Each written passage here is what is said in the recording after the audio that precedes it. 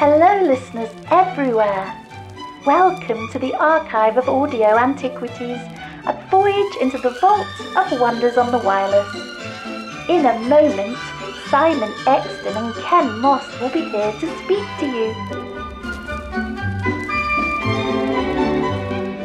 Hello everyone, and a very warm welcome back to the Archive of Audio Antiquities. I'm Ken Moss. I'm Simon Exton. And this time we're listening to the BBC audio version of Doctor Who, Fury from the Deep.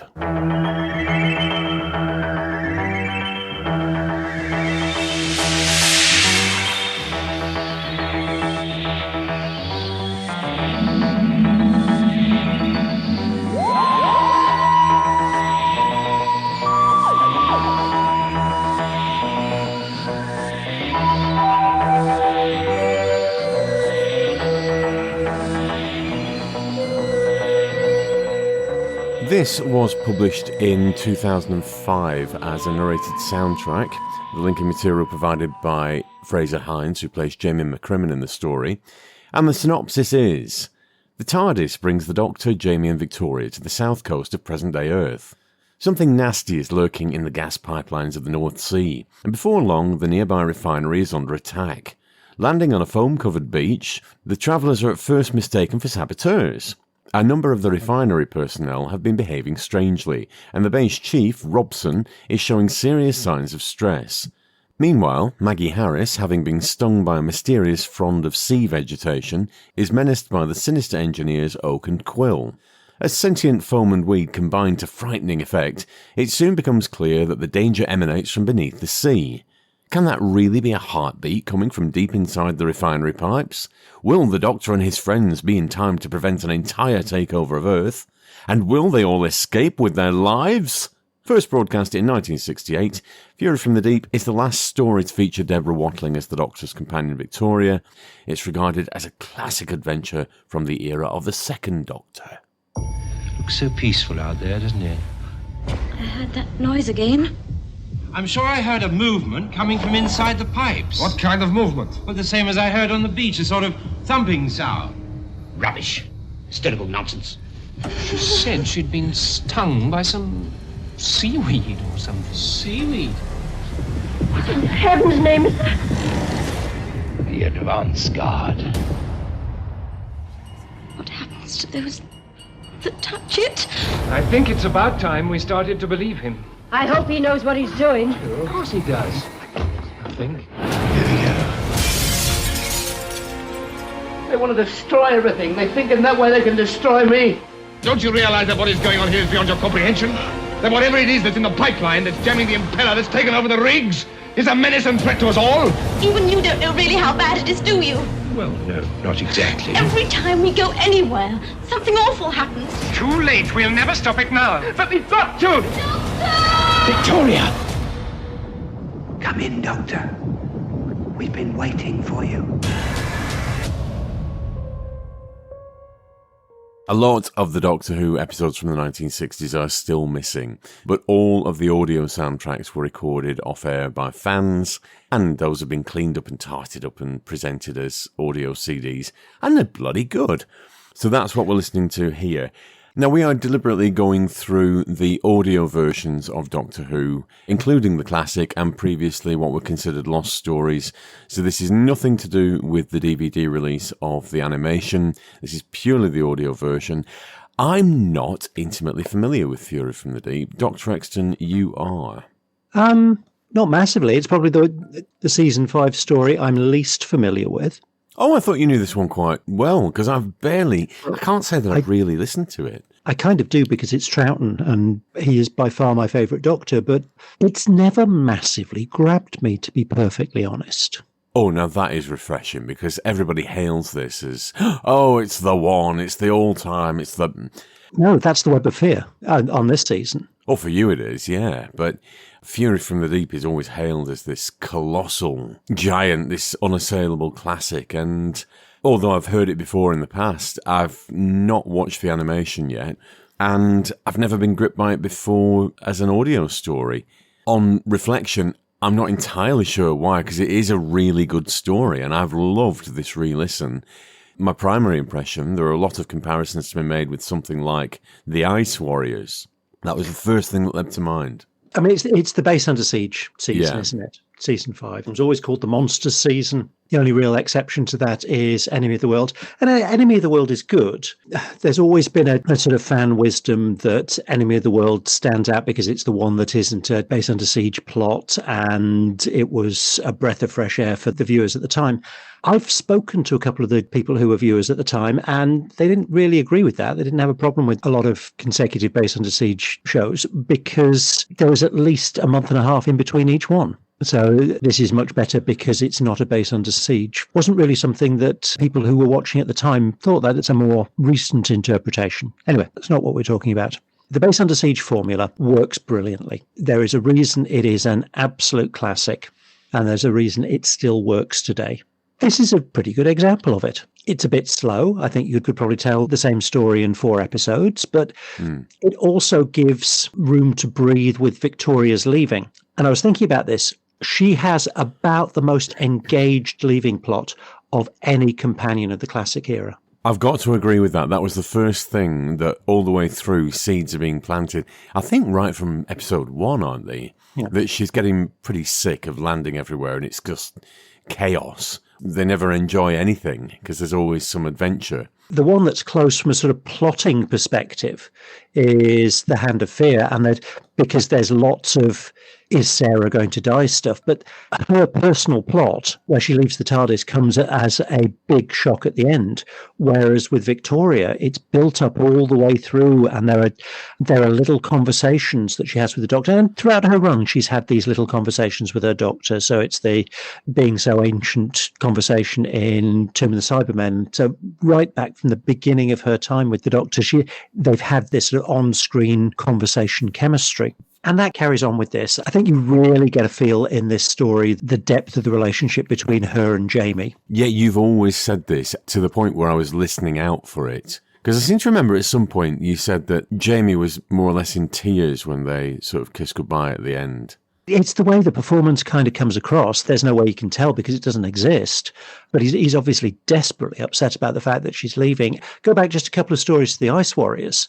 Then that whole thing in the early episodes about where they're larking about on the massage chair and he sees the technicians wandering past in their little mini-skirted PVC outfits. There's a real little sort of salacious twang to his voice there. And it's sort of, yeah, would you ever think about wearing one of those? Would you? Go on. And she's the prim and proper Victorian response. And Jamie McCrimmon, we will change the subject now. But she's got a little bit of a lilt in her voice saying, yeah. Yeah, there's something gone on between us. Let's get us a prize. I think actually much clearer than Ian and Barbara, apart from that bit at the beginning of the Romans, much clearer than Ian and Barbara, Jamie and Victoria are in a relationship. And if you look at the way Jamie reacts to the other companions that he shares her TARDIS with, Ben he pretty much ignores. Polly, Ben and Polly he pretty much ignores. He's really a bit backgroundy and doesn't interact with them massively, but that's because Ben and Polly are such a duo. And then there's Victoria that he's incredibly close to and incredibly protective of. Then there's Zoe, who he pretty much treats as an equal, if not a bit of a superior. The relationship with Zoe is a very different relationship to the one that he has with Victoria. Now, okay, Zoe doesn't need the kind of protection that Victoria did. Victoria was really the last of the surrogate granddaughter companions who aren't really there to resolve plot. They're there to be in jeopardy and produce plot. Well, I suppose you could argue Adric for that as well. So maybe Adric's the last of the surrogate granddaughter companions. Yeah, that I can sort of see, yeah. And Victoria's a very passive character. And even in this, where it's the last of her run and she is centre stage, she's still very passive. The big dramatic action sequence in episode 5 and 6 on the oil rig and with the helicopter and all, she's unconscious throughout and she's there to be rescued. And okay, it wouldn't be in keeping with her character if she was leaping in with her fists and swinging a handbag with a reticule in it. It's much more for the Doctor and Jamie to rescue her. Agreed, yes. But the one thing that did strike me about this, just going back to it, is how protracted her leaving actually is. The seeds are planted all the way through that she's getting pretty pissed off with landing everywhere and it's just utter chaos and they're always in peril. She's just got fed up of it by this point. And she's certainly not the only companion. Tegan, further down the line, she's another one that just got fed up with it. But the very end of it, there's no sort of, well, goodbye, Victoria. It's been lovely travelling with you. So she's even given a good 12 hours to change her mind. But on that note, we are glossing over the actual guts of the story here and focusing on Victoria. We can get back to that because I think a big chunk of the story of this is Victoria's leaving. There are lots of scenes in it. As you say, a big chunk of the end is the Doctor and Jamie staying overnight, Victoria having a real heart-to-heart, and the bit with Jamie where she's basically just broken up with him. And then she turns around and says, "You won't leave without saying goodbye, will you?" That was beautifully acted, even just on the audio. Yes. And it's very easy to sort of do the, leather lungs, all Victoria did was scream. When you look at her episodes, Debbie Watling's a cracking actress. Well, even that, there was a definite hint there. Well, we do have the night, Victoria. It's not explicit, but if you look at it in a certain way, there's a definite... one for the road. But a good last third of episode 6 is taken up with the, it's all resolved now, goodbye, and we're going to have a drinks party at the Harris's house, and the engineers all chatting about it afterwards. The threat's been resolved. Which about Troughton halfway never in. did. No, not at all. It was always, everything's over. We'll go before they give us the bill. Joe Grant. Joe Grant gets engaged to leaving story. Again, that's another one where it's sort of building. But I can't think of any other example where it's as definitely planned throughout the story as this one. Joe, even that was really tacked on at the end. It wasn't.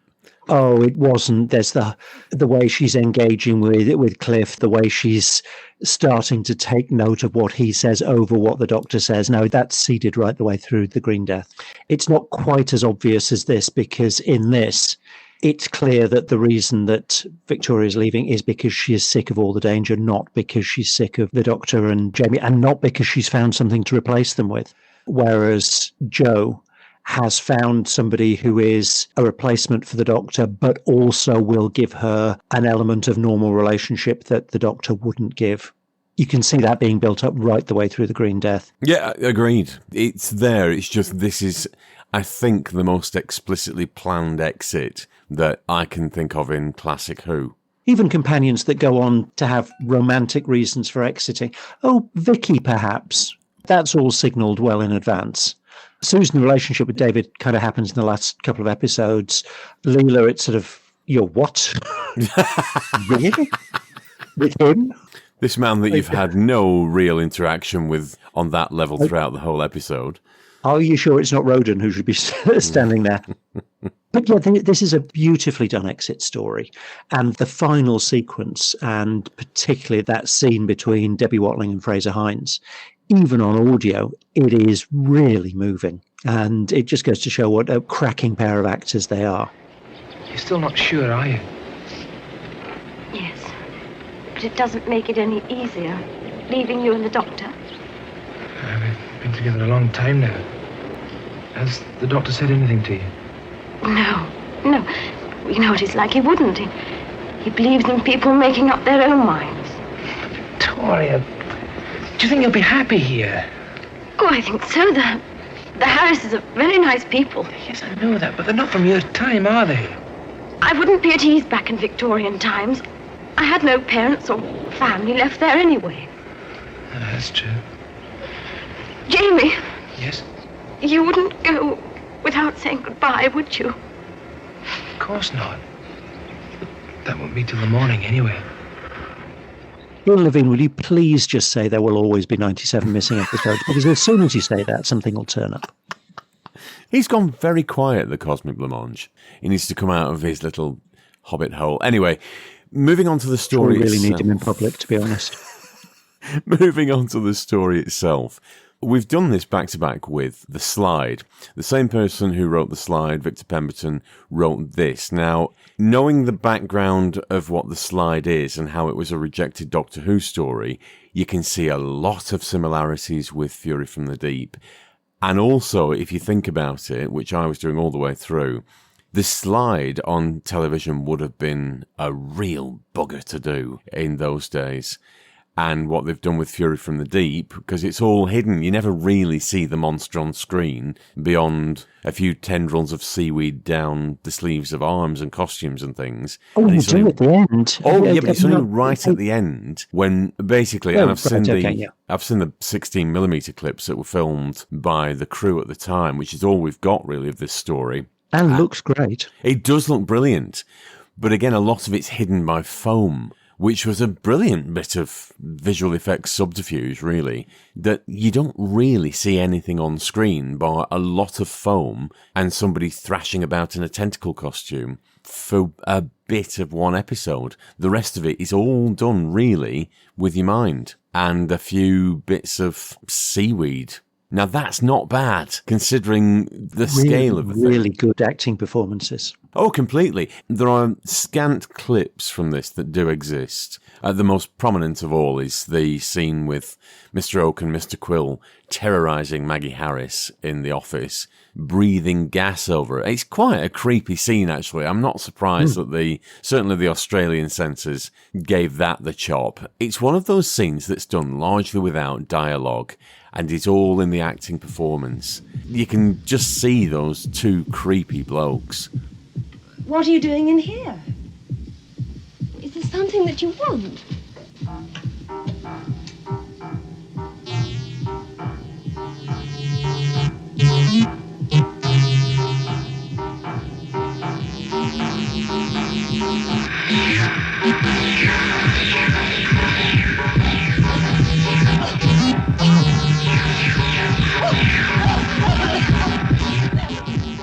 Oh, yeah.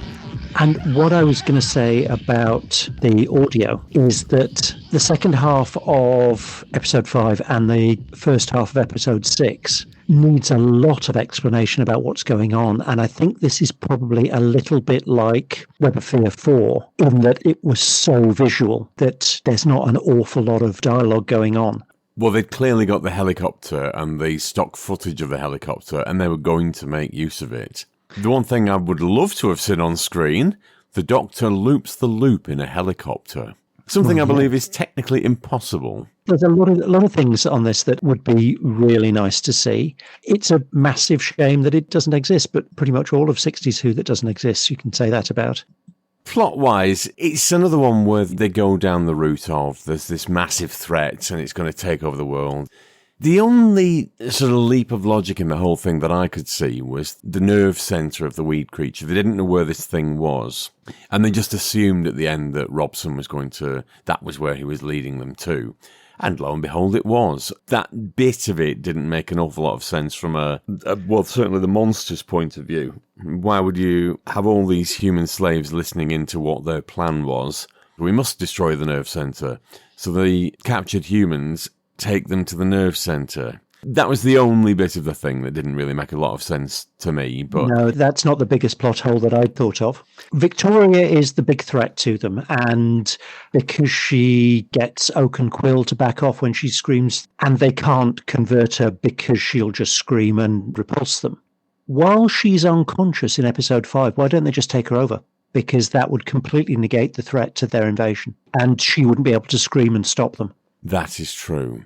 And it's only with you having said this in the past that I've listened to it again and realised nobody dies in this story.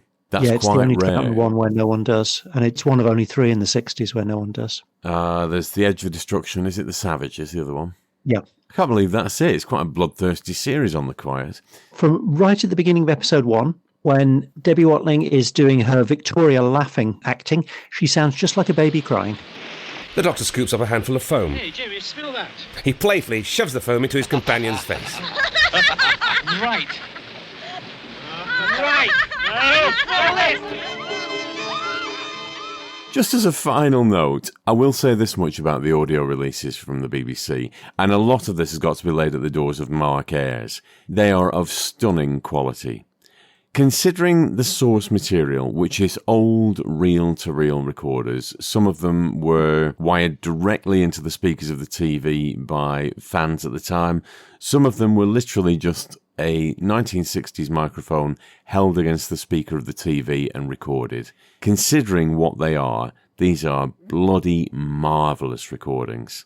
So it's thanks to those 1960s fans that we've got this at all, because these are not BBC recordings. And I, for one, am just terribly grateful because we don't have any gaps. It could be far worse. We've got a lot of missing visuals, but we have every single audio recording of 60s Who, and we're bloody lucky, really. And actually, compared to a lot of 60s television, by comparison, there isn't a massive amount missing. Okay, it's 97 episodes and it feels dreadful. But we've got well over half of 60s Who surviving. Out of the Unknown doesn't have that. Adam Adamant Lives, which has a really good survival, only has about half. Because we've all grown up as Doctor Who fans with the line, or with as much surviving as it does, and with more coming back and with a really big concerted push into getting more episodes to come back, we kind of forget just how lucky we are compared to fans of other series. So compare it to another big 60s show, so The Avengers. Avengers Series 1 has, a third surviving episodes, a few telesnaps, some publicity stills. They don't even have camera scripts for every episode. There's no surviving audio. So as much as it feels as though we've been really cheated by the 97 missing episodes, we're actually doing really well. I've always thought so. I think things would be far more mysterious if we didn't have the audio, and we do. We are bloody, bloody lucky. So for all those fans out there that are bitching about this, and justifiably, and oh, you should do this, you should do that, you should animate them all, A, it costs a fucking ton of money to animate something from scratch, and B, I feel we are so lucky, and certainly Mark Ayres, who is the audio restoration wizard behind all this, he does stuff with the ropiest recordings imaginable and turns them into something not only presentable, but almost indistinguishable from the original soundtrack. So yeah, it's hats off all round. Let's rate this in earworms. This is the song that never ends. Yes, it goes on and on, my friends. How many are you giving it, Dr. Exton? 8. It sounds great. It's Doctor Who, it's Troughton, what's not to love? It's just a bit slow. I'm going to give it 8 too. I really enjoyed it. I didn't find it quite as slow as I think you did. I really enjoyed this one. I agree with what you're saying. I think you could probably have condensed it down to 4. But then if you look at any of the Troughton six-parters, I suppose you could do that with most of them. But because it's Troughton, and I've got to give the man such kudos. With banal dialogue. Sometimes, not all the time. He doesn't even need dialogue to fill the screen. I mean, obviously on an audio, he does. It helps. But he's not a greedy actor either. He's somebody who fills the screen because that's what he does, rather than filling the screen because he elbows other people out of the way. He does generous performances to other actors and lets them have their moment to shine, but he's there doing his little faddling about in the background. I've not really touched on it much, but I compared it a lot in my mind to the Ice Warriors. Mr. Robson is very much transposed with Klempt. Yeah, that's fair enough. There's the whole foam thing. That was Seeds of Death, I know, but there's a lot of greatest hits of Doctor Who in this one. I enjoyed it a lot. It's not my favourite Troughton. Power of the Daleks is still my number 1. But this particular season, I think it did have some real golden moments, and I can understand why it's as well loved as it is. It doesn't have a single clunker. Okay, people talk about Wheel in Space as being poor, but that's poor in comparison to bloody good stuff. Wheel in Space is a cracking little story. It's probably the weakest, but that's... But it was the tail end of the season when they spent all of their budget on helicopters and Fate London Underground and a giant fuck-off foam machine. And it doesn't help that one of the first things you see in episode 6, which for a long time was the only surviving episode, is that photo of Gemma Corwin dead, and it just looks really cheap. And I can understand why they did it, because they didn't want to pay the actress for another week, but it does look really cheap. Unfortunately, yes. And they'll continue singing it forever just because. Before we go, Simon, have you got something for us to listen to?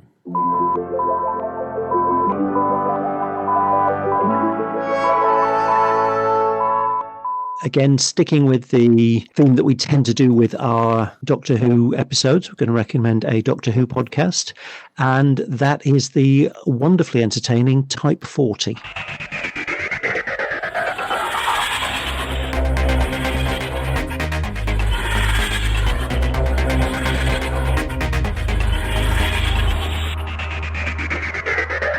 Tell me more. It's a Doctor Who podcast. They talk about Doctor Who. Oh, it's very, very light-hearted and chatty. Fun to listen to. What more do you want? It's all we can ask for free. Yes, another indie podcast. We only tend to recommend indie podcasts because there are so many now out there that are professionals, and you're sort of creeping on our turf here, guys. You've already got your professional platforms. Please leave the interweb for us.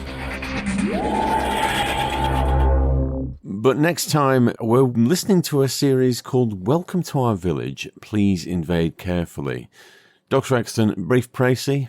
English country village that is invaded by aliens and put behind a barrier that stops anybody from the outside world remembering that the village exists, and the story of how the villagers interact with the aliens. More on that next time. But until then, thank you for listening, everyone. I hope you've enjoyed it. We'll speak to you soon. Bye now.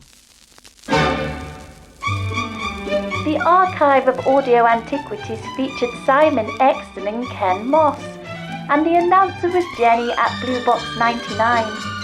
All featured soundtracks are the property of their respective producers, and no infringement of copyright is intended.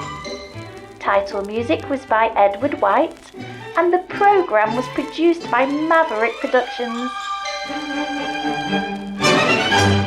For more information, please visit maverickproductionsuk.blogspot.com or find us on social media.